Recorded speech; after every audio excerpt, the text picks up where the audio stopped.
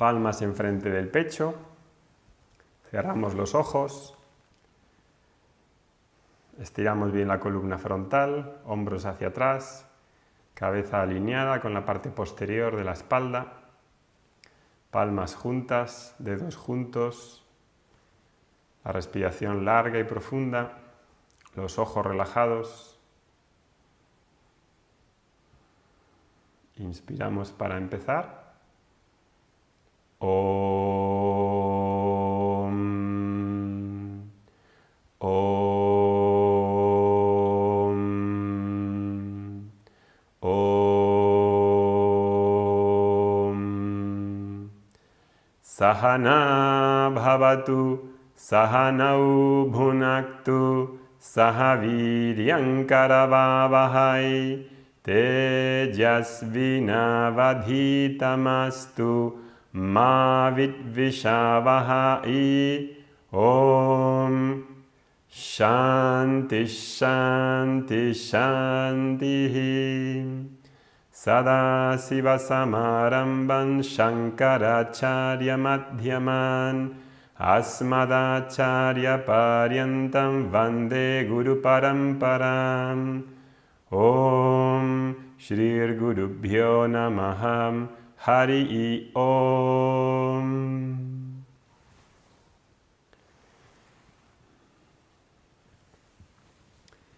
Pues bienvenidos a esta 10ª clase ya. Avanzamos inexorablemente hacia el final del curso y vamos a ver hoy el tema de Upasana Yoga. En el anterior día nos habíamos quedado viendo que en las anteriores clases habíamos visto el entorno, la atmósfera, la infraestructura que propone la sociedad védica para que la persona pueda crecer espiritualmente y pueda completar y satisfacer los purusartas, las 4 metas humanas: la seguridad, el placer, la búsqueda moral y la liberación.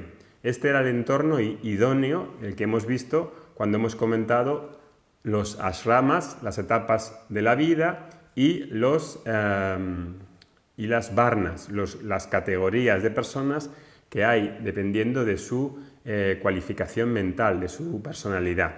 Hemos empezado a ver a partir de la clase anterior cuál es el curso de disciplina para conseguir estas 4 búsquedas, especialmente la búsqueda primaria, que es la búsqueda de la plenitud o la búsqueda de moksha.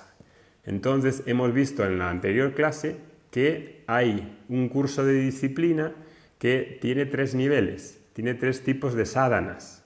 Y el primero que hemos visto es Karma Yoga, el segundo Upasana Yoga y el tercero Jnana Yoga. ¿En qué consistía Karma Yoga?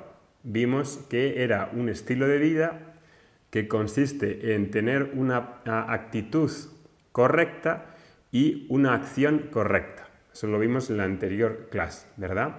El grado de acción correcta va a venir determinado por ese conjunto de actividades que me dan un mayor beneficio espiritual y me hacen crecer. Y la actitud, por el lado de la actitud que hacía referencia a la palabra yoga, va a venir determinado por la calidad de mi reacción o la calidad de mi respuesta a las cosas que me suceden en la vida. Y tenía 2 nombres: Ishvara Arpana, la actitud de ofrenda al Señor, a Ishvara. Es decir, que cuando sale la acción de mis manos, yo no la controlo y son las leyes del mundo, las leyes del karma, del dharma, las leyes físicas, biológicas, psicológicas, que no están separadas de Ishvara y que son las que cuecen en realidad los frutos, los resultados. Yo tengo una parte, obviamente, en ese fruto, pero no conozco todas las variables y, por lo tanto, no puedo ser el responsable absoluto de lo que me sucede en la vida. Hay variables que no controlo, situaciones que no controlo y, por lo tanto, pues va a haber una parte, esa parte variable, que no está en mi mano, que está en las manos de esas leyes del karma que no están separadas de Ishvara. Entonces, habiendo visto este Karma Yoga, con esta actitud y acción correcta, ¿verdad?, lo que nos vamos a librar es del estrés y de la ansiedad. ¿Por qué? Porque al aplicar esta visión y esta actitud y acción en la vida, me voy a librar de ese sentido que tengo de que yo tengo que ser el que controla el mundo, el que controla las personas, el que soy capaz de modificar y manipular el mundo. Tengo una visión mucho más amplia y soy más objetivo ante la realidad y ante cómo funciona el mundo y cómo funciona el universo. Habiendo visto esta visión del Karma Yoga, que obviamente llevaría más clases explicarlo, pero al ser una visión sintética, pues lo vamos a dejar en una clase y pasar al siguiente nivel de sadhana, el siguiente nivel que es obligatorio para todos.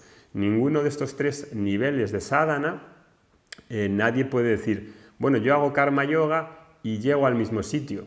No, Karma Yoga es necesario para todos, pero también es necesario Upasana Yoga y Jnana Yoga. Entonces vamos a entrar directamente en este segundo nivel de sadhana, que se llama Upasana. Entonces la palabra Upasana en realidad hace referencia básicamente a la meditación. Es una palabra que se puede traducir como meditación y de aquí la importancia de la meditación y de un programa adecuado para integrar o acondicionar la personalidad. Entonces, Upasana Yoga va a ser un programa completo para acondicionar, para preparar la personalidad, para hacerla apta para que podamos buscar con cierta garantía las 4 búsquedas humanas. Entonces, por ejemplo, en la Katha Upanishad o en el Jiva Yatra aparece una imagen, una ilustración que usa de vez en cuando, incluso la Bhagavad Gita también la usa, que es la del carro, la del vehículo en el que el individuo es ilustrado como si tuviese un carro y hiciese un viaje. Y en ese viaje, al tener un vehículo, al conducir un vehículo que está compuesto del cuerpo, de los sentidos que aparecen, el carro aparece ilustrado como el cuerpo, los sentidos como los caballos, la mente o el intelecto como las riendas y el pasajero como Atman, como el ser.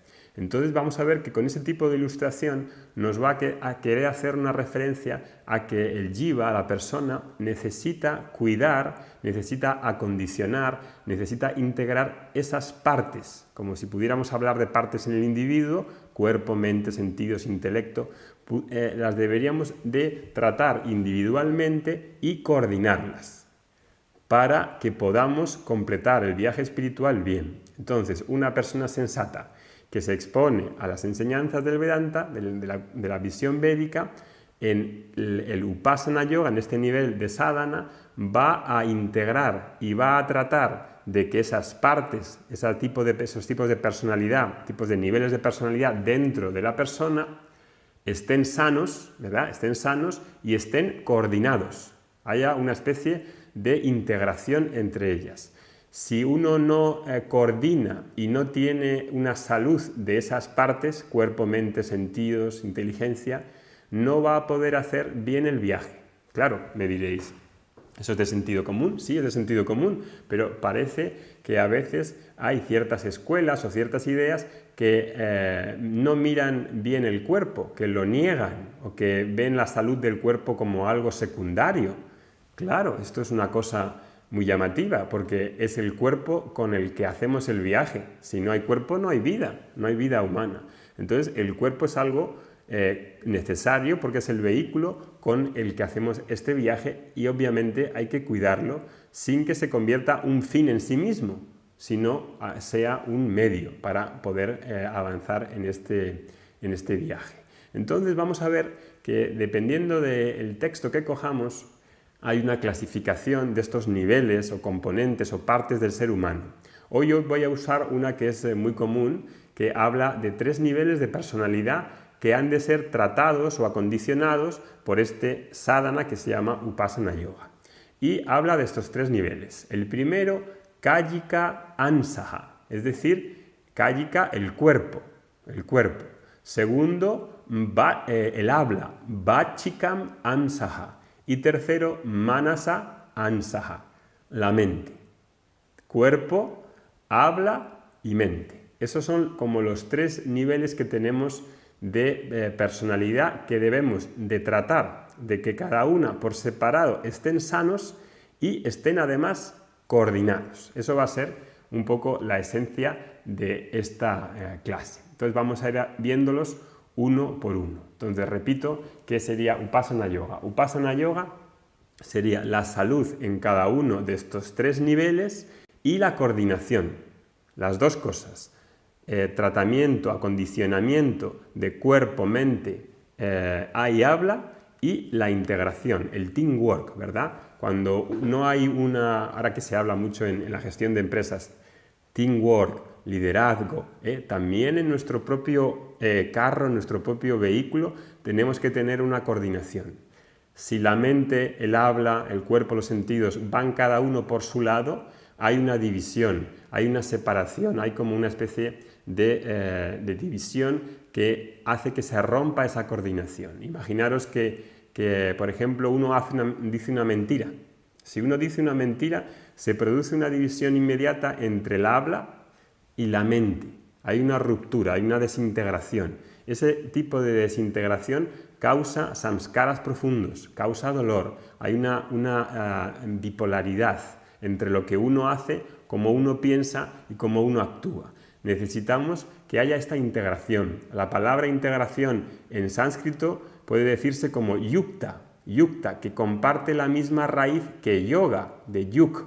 Yukta es el participio pasivo de yuk, ¿verdad? Entonces el yoga también en su base significa integración de estos aspectos, integración de la personalidad.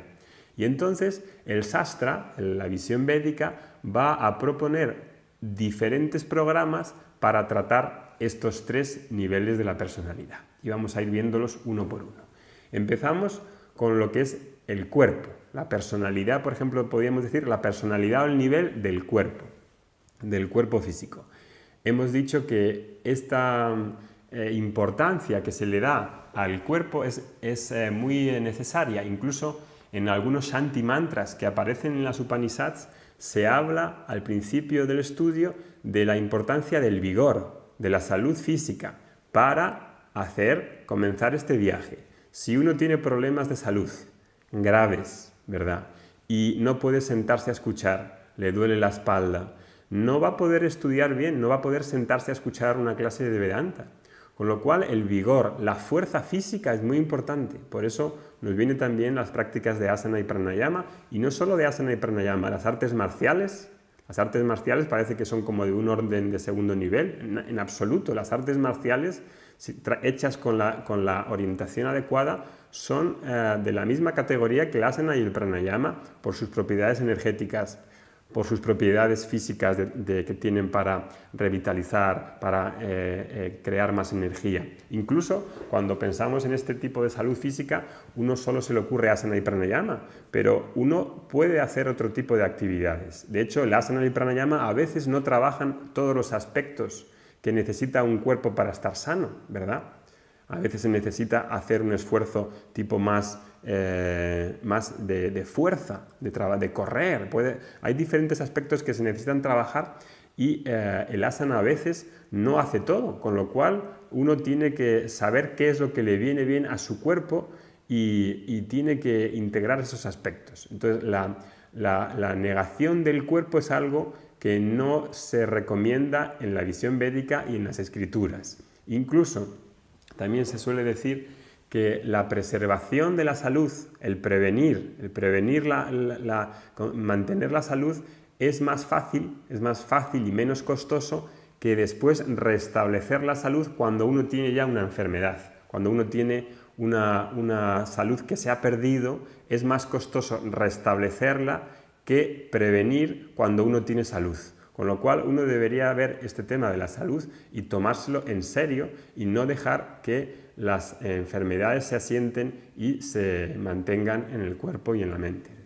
Y aquí podríamos hablar muchísimo sobre este tema, especialmente los que sabéis de Ayurveda, ¿verdad? La Ayurveda hoy la medicina moderna, la medicina de varios tipos de medicina, hablan sobre la salud y este no es el lugar de hablar de la salud porque es un tema muy amplio, pero en general y también en la sociedad moderna hay una preocupación grande por la salud, aunque a veces muy mal orientada, pero no es algo nuevo.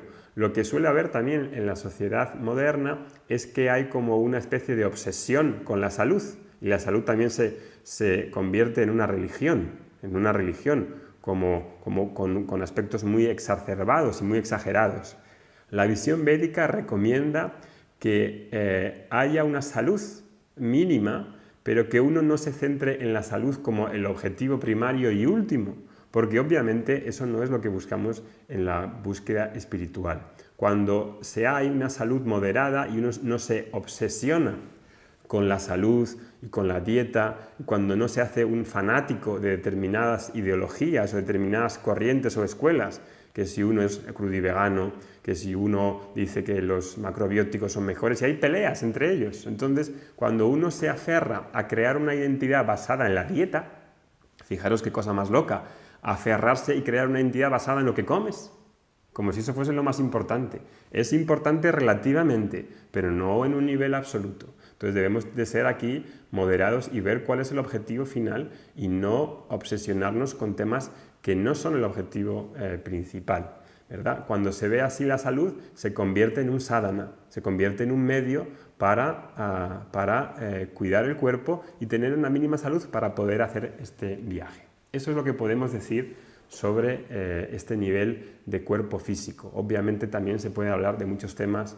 como el ejercicio, qué tipos de ejercicio, el trabajo, lo importante que es el trabajo para que uno se sienta satisfecho, se sienta pleno, la dieta, etc. La Ayurveda habla de todo esto en una extensión mucho mayor. Quien esté interesado sobre esto, la Ayurveda, que habla sobre la vida en general, de cómo vivir saludablemente, de cómo vivir armoniosamente, es el tema y es un tema obviamente muy, muy interesante. El segundo punto, segundo tipo de personalidad o segundo tipo de nivel, el que trata esta clasificación, es el habla, váchica. Este nivel del habla se suele hacer referencia en muchas escrituras y es muy importante porque influencia nuestra personalidad. La forma en la que hablamos es un reflejo de la forma en que pensamos y en la forma en la que salen nuestras palabras y crean realidad, en la forma en la que afectan a los demás, es algo muy importante porque nos están influenciando constantemente. Si uno hace la prueba y se coloca un magnetófono y se graba a lo largo del día y pudiese escuchar lo que dice, se llevaría una sorpresa de la cantidad de cosas que decimos que a lo mejor no nos gusta haberlo dicho, ¿verdad? Y uno se podría luego arrepentir y retirarlas. Entonces el vak va a ser una disciplina. El vachika tapas, la disciplina de cómo hablo, de cómo elijo mis palabras, va a afectar bastante a la personalidad. Y entonces aquí, para medir estos parámetros, esta forma de disciplina, se usan cuatro variables que aparecen reflejadas en la Bhagavad Gita. Y dice, la primera variable que podemos ver para ver si estoy haciendo esta disciplina sobre el habla, sobre lo que hablo y cómo me comunico es anudvega karam, es decir, asegúrate de que cuando hablas no dañas a nadie. Uno debería de tener cuidado de no herir a los demás cuando habla.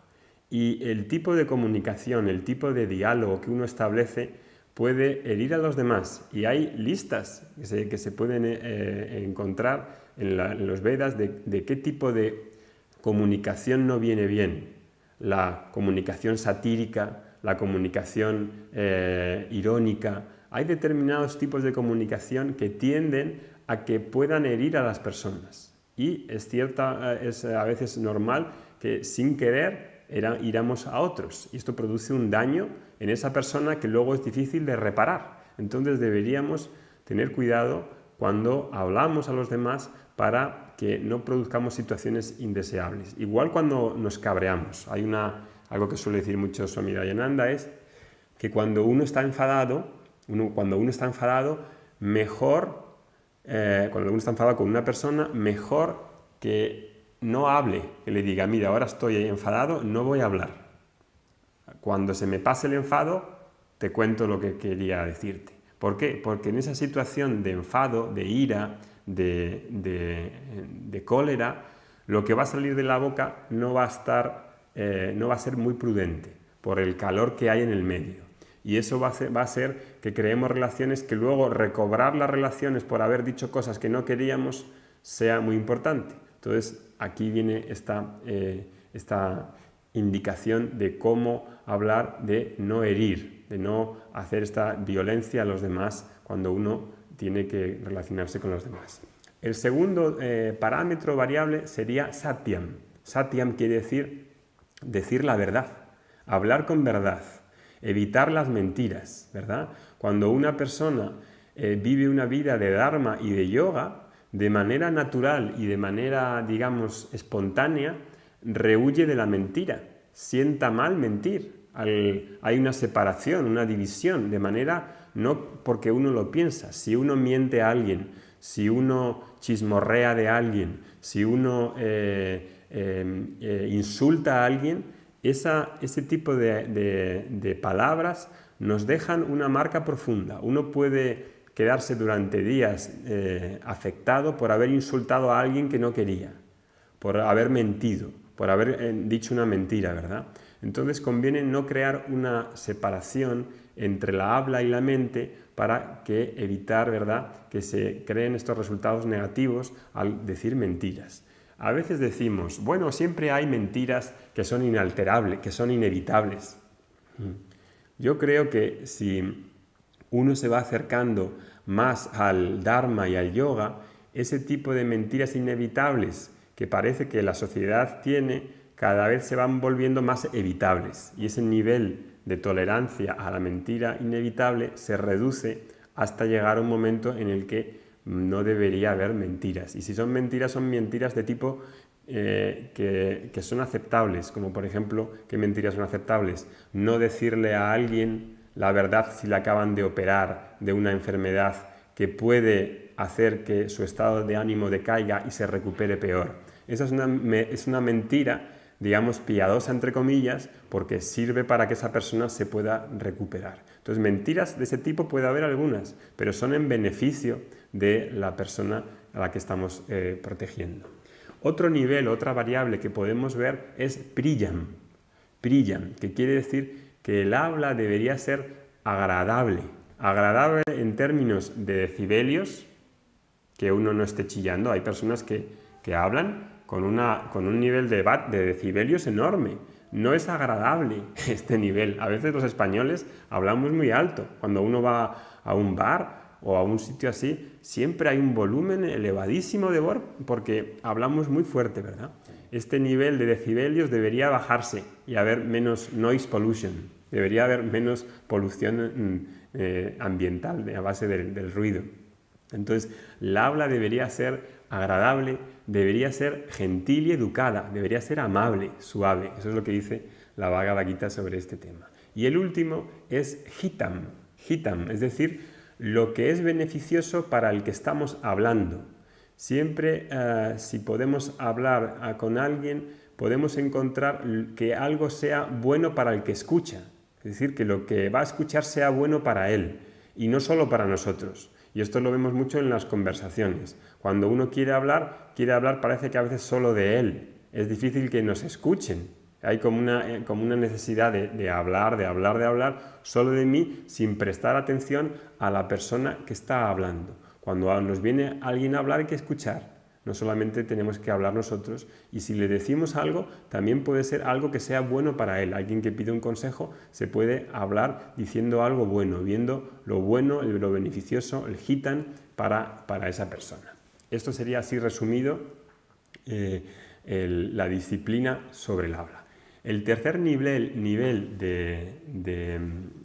sobre el acondicionamiento de la personalidad íntegra de la persona es el nivel mental o psicológico, manasa ansaha. De hecho, Upasana Yoga básicamente hace referencia a la disciplina mental. Upasana Yoga hace referencia a este nivel, al nivel mental y psicológico. Pero, secundariamente, Upasana Yoga hace referencia a la disciplina física y verbal. ¿Por qué? Porque la mente, al estar compuesta de un material sutil, mucho más sutil la mente que el cuerpo físico, es más difícil de manejar, es más difícil de tratar. Y entonces necesitamos tratar a la mente indirectamente, preparando el cuerpo físico, preparando el cuerpo energético y el habla. A través del cuerpo y a través del habla modificamos y afectamos a la personalidad mental. Y por lo tanto, siempre que hay un programa, por ejemplo, de meditación, está conectado con una práctica física y con una disciplina del habla, porque es más fácil tratar primero el cuerpo físico y el habla que tratar directamente, sin haber tratado esos dos cuerpos, esas dos personalidades por separado y de manera independiente. Entonces, vemos que esta disciplina de tratar el cuerpo y el habla son en realidad métodos indirectos para preparar y acondicionar la mente después, ¿verdad? ¿Por qué? Pues porque están conectados. No podemos desbozar, no podemos desarticular la mente por un lado, el cuerpo por un lado. Lo tratamos y lo decimos así por conveniencia, pero en realidad no hay tal separación.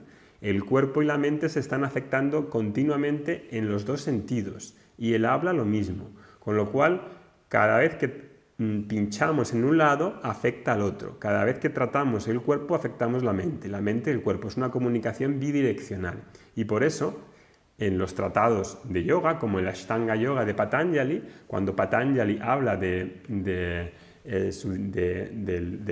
la disciplina mental, incluye siempre el habla y el cuerpo, porque es obvio, es una conexión que todos conocemos y que es uno de los problemas filosóficos en Occidente más comunes, la relación cuerpo y alma, la relación cuerpo y mente. Eso creo que a nivel experiencial, pues todos tenemos la experiencia y creo que es fácil de entender.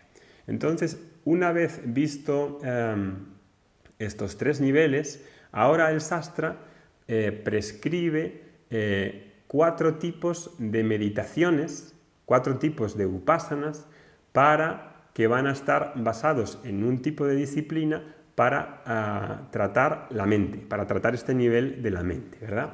Y entonces vamos a encontrar que en la visión védica se pueden establecer como 4 categorías o 4 formas de meditación de la que luego hay subclases, pero dentro de estas 4 categorías estarían todas las meditaciones y vamos a ir viéndolas.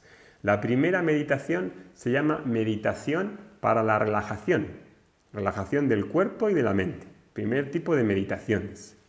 Segundo tipo de meditaciones para la concentración, que son las más comunes, junto con la de la relajación es la más común. Meditaciones de relajación y de concentración. Tercer tipo de meditación de expansión. Vamos a ver qué significa. Y cuarto tipo de meditaciones, que son las meditaciones de valores o de mutaciones, de transformaciones, usando los valores. Esos son los 4 tipos de meditaciones que podemos así hacer de una manera muy general y muy amplia dentro de esta visión. Y ahora, antes que pasemos a ver una por una estas meditaciones, vamos a hacer unas consideraciones sobre la meditación, para que quede claro en este nivel mental qué es lo que estamos haciendo. Porque sobre la meditación, hoy, claro, es un tema que es inmenso. El tema de la meditación se ha convertido en una cosa mainstream, es una cosa, un commodity ya, podríamos decir, ¿no? Es una cosa muy habitual. Entonces vamos a hacer unas consideraciones previas antes de explicar este tipo de meditaciones. Primero hay que indicar que la meditación es un ejercicio mental, puramente mental, ¿verdad? Tenemos disciplinas físicas, tenemos disciplinas energéticas, tenemos disciplinas del habla, estamos hablando ahora de upasana como ejercicio mental, es decir, que va a ser un ejercicio puramente mental. Ahora, este tipo de meditaciones valen tanto para la gente que tiene un objetivo espiritual como los que no. Hacer una meditación, tal y como conocemos hoy, puede ayudar tanto a la gente, digamos, no interesada en fines espirituales, como a la gente que está interesada en fines espirituales. A los dos les viene bien, porque relajarse, concentrarse, expandirse y transformarse le viene bien a todo el mundo. Pero hay algunos aspectos que hacen que esas meditaciones se puedan transformar también en meditaciones para el buscador espiritual. Ahora, en los 4 tipos de meditaciones, en casi todos los subgrupos de meditaciones, siempre involucramos formas, pensamientos. Los pensamientos son formas y siempre se involucran pensamientos, es decir, que regulamos los pensamientos e inducimos formas en la mente, porque la mente es plástica, se puede moldear a las formas. La mente se convierte en las formas que inducimos, que inyectamos a la mente. Y por lo tanto vamos a usar esa plasticidad de la mente, esa porosidad de la mente para nuestros fines, a través de esas meditaciones, inyectando formas, induciendo formas. Es decir, que no estamos interesados, salvo algunas meditaciones concretas, en quitar los pensamientos, que es una quizá como una cosa muy común hoy, de pensar que la meditación es no pensar. Pues bien, en la mayoría de este tipo de meditaciones se usa la meditación con determinadas formas para inducirlas y para producir unos efectos, ¿verdad? Bien, pues eso por un lado. Ahora, otro tema muy importante de estas consideraciones. Upasana, la meditación no es para lo siguiente. Estos son como creencias típicas que pupulan por algunos ciclos y que tienen que ver poco con la tradición védica. Entonces, Upasana, la meditación, no es para lo siguiente. La meditación no es para obtener siddhis, no es para obtener poderes o experiencias especiales. Repito, la meditación, el upasana, no es para estas cosas que voy a decir. La meditación no está diseñada para obtener poderes o para conseguir experiencias especiales. ¿Por qué? Porque, como hemos visto en la clase 2 y 3, creo recordar, tener poderes y hacerse especial a través de la consecución de esos poderes no resuelven el problema fundamental. ¿Cuál es el problema fundamental que ya hemos visto? El sentido de limitación, el sentido de deficiencia, el sentido de carencia que está centrado en mí, este sentido de infelicidad que tengo, la manera en la que me veo. Sentirse especial y conseguir poderes no lo resuelven. Y por eso este tipo de meditaciones para conseguir poderes no se recomiendan. De hecho, si uno ya piensa en poderes es porque hay algún problema, porque tiene algún desvío de una orientación en la que no le han explicado esto correctamente. Entonces, cuando uno quiere resolver el problema fundamental, no piensa en meditar para obtener poderes. Va a pensar en meditar para preparar la mente, acondicionar la mente e integrarla y conseguir enfoque. También en otros tipos de textos se dice upasana es para vikshepa nivriti. ¿Qué quiere decir vikshepa nivriti? Para conseguir estabilidad, para conseguir hacernos más enfocados en lo que perseguimos, para eliminar las distracciones. Para eso es upasana. Segundo punto de cosas para las que no hacemos meditación.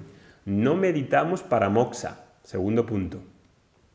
Repito, no meditamos para moksha. ¿Por qué? Porque moksha es mi naturaleza. Moksha es algo ya conseguido pero no reconocido. La liberación es algo que no voy a conseguir a través de la liberación, a través de la meditación. La meditación me ayuda a una serie de cosas, pero la meditación no produce la liberación, porque la liberación, que es liberarme del sentido de deficiencia y de limitación, es precisamente algo que ya está conseguido, no es algo de lo que carezca, es algo que no veo, que no reconozco y que está ahí por una serie de problemas y de bloqueos y de ignorancia especialmente, y entonces necesito reconocerlo, ¿verdad? Y para eso vamos a tener Jnana Yoga. Karma Yoga me da un estilo de vida para tratar con los desequilibrios emocionales, con las frustraciones, con la ira, y Upasana Yoga me va a dar un estilo de vida en el que priorizo bien, en el que no tengo tantas distracciones, en las que reduzco la ansiedad, en las que reduzco la falta de enfoque. Entonces, Upasana no es para moksha. Primera cosa interesante, porque la mayoría de buscadores iniciales piensan que uno se va a liberar meditando, ¿no? Uno se va a liberar, a liberar meditando. ¿Por qué? ¿Cuál es la diferencia entre tener los ojos cerrados o abiertos? Si la meditación, ¿verdad?, es cerrar los ojos sin pensar nada, ¿cuál es la diferencia con abrir los ojos y no pensar nada? Repito, si la meditación es cerrar los ojos sin pensar nada, ¿cuál es la diferencia entre abrir los ojos y no pensar nada? Si yo dijese, voy a hacer meditación para obtener la plenitud y voy a conseguir la plenitud, la felicidad plena, es decir, ¿cuánto tiempo voy a hacer para conseguir esa felicidad plena? Si hago 5 minutos, puedo tener un beneficio proporcional a esos 5 minutos, pero desde luego no voy a tener... ¿Cuánto tiempo vas a hacer para obtener la felicidad plena? Entonces vamos a ver que en el tema de la meditación uno necesita eliminar una serie de conceptos previos que no salen de la tradición védica y que la meditación no está pensada para liberarnos. El problema de la liberación es un problema de que tengo unas nociones erróneas sobre mí, sobre Dios y sobre el mundo, y necesito tratarlas y necesito verlas por lo que son. Necesito eliminar la ignorancia que tengo sobre mí mismo, y la meditación va a ser muy útil para preparar la mente, pero no para resolver el problema fundamental. Si no he entendido esta parte, necesito ir otra vez a las primeras clases para entender cuál era el problema fundamental y ver ese problema fundamental haciendo un análisis más completo. Ahora, de lo que estábamos diciendo, hemos dicho que la meditación no es para obtener poderes, no es para moksha, porque moksha es mi naturaleza, no necesito producirlo ilimitado, es una inconsistencia lógica, no puedo producirlo ilimitado, lo que busco es lo eterno y lo ilimitado, y eso no se puede probar, no se puede producir, es algo que si existe ya está ahí, pero no está reconocido. Y ahora, tercer punto, y este también es gordo, Upasana no es para conseguir conocimiento, es decir, que el Upasana no es un medio de conocimiento, no es un pramana, no lo es, porque para que uno obtenga conocimiento necesita un medio de conocimiento adecuado. Si la meditación fuese un pramana, pensadlo bien, cuando fuésemos a la universidad no haría falta clases, uno iría a la facultad de física, entraría en un hall de meditación a oscuras y ahí nos enseñarían física meditando. Entraríamos en la clase de física, en el hall de física de la universidad, de la facultad de física, y nos pondríamos a meditar en física. Y el conocimiento vendría. ¿Eso os parece realista? ¿Os parece realista que la meditación sea un medio de conocimiento para conseguir conocimiento? La meditación es una disciplina, pero no es un pramana, no es un medio de conocimiento. Imaginad que queréis conocer la cocina tailandesa y vais a un curso de cocina tailandesa. Y en ese curso de cocina tailandesa, en el restaurante, hay una habitación oscura en el que os dicen, pase por aquí, señor Óscar Montero, siéntese que vamos a empezar el curso de cocina tailandesa. Nos sentamos y nos ponemos a meditar. ¿Qué creéis que va a ocurrir? Nada. ¿Saldré más relajado? Sí. ¿Saldré más estable? ¿Saldré incluso con un espíritu mejor? ¿Pero puedo aprender cocina meditando? ¿Puedo aprender medicina, puedo aprender cocina tailandesa meditando en el profesor? No es un medio de conocimiento. Hay que eliminar esta duda de que la meditación produce conocimiento.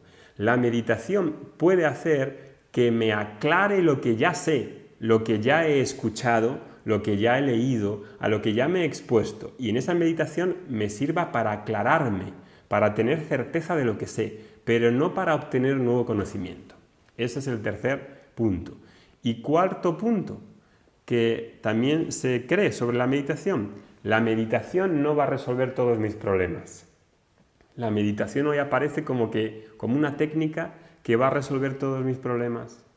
Vuelvo a decir, ¿qué diferencia hay entre tener los ojos cerrados y tener los ojos abiertos?